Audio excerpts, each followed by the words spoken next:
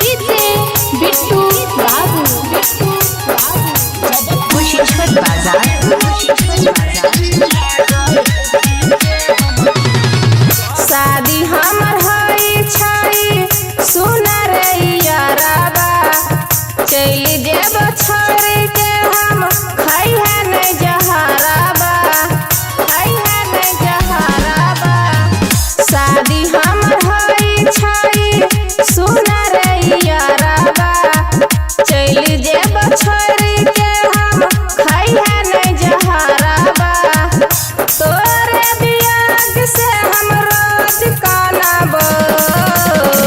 जब तू ही रहबी नहीं पीरितिया गए जी के हम की करब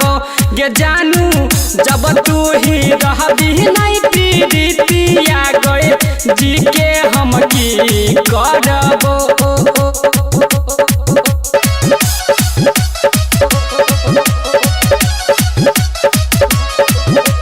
डीजे बिट्टू बाबू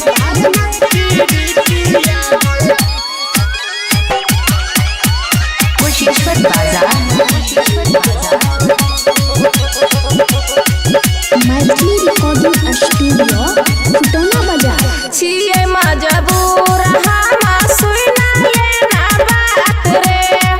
सोचने नहीं रहिए शादी करबै दोसर साथ रे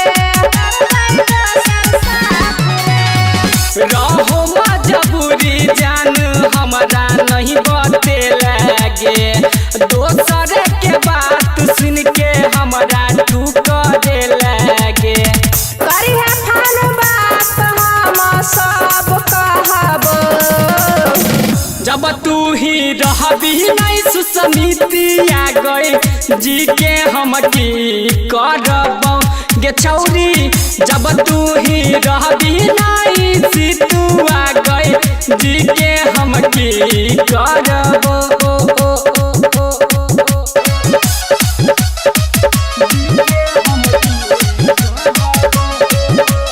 डीजे बिट्टू बाबू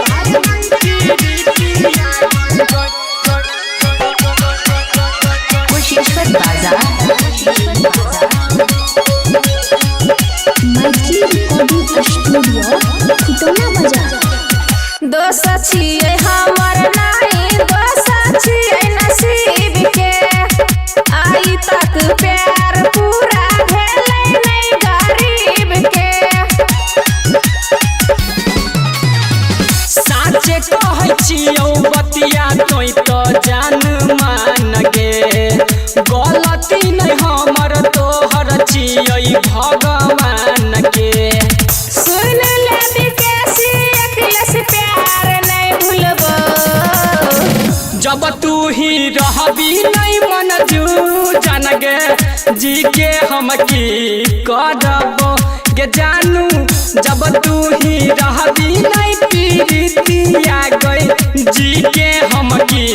करब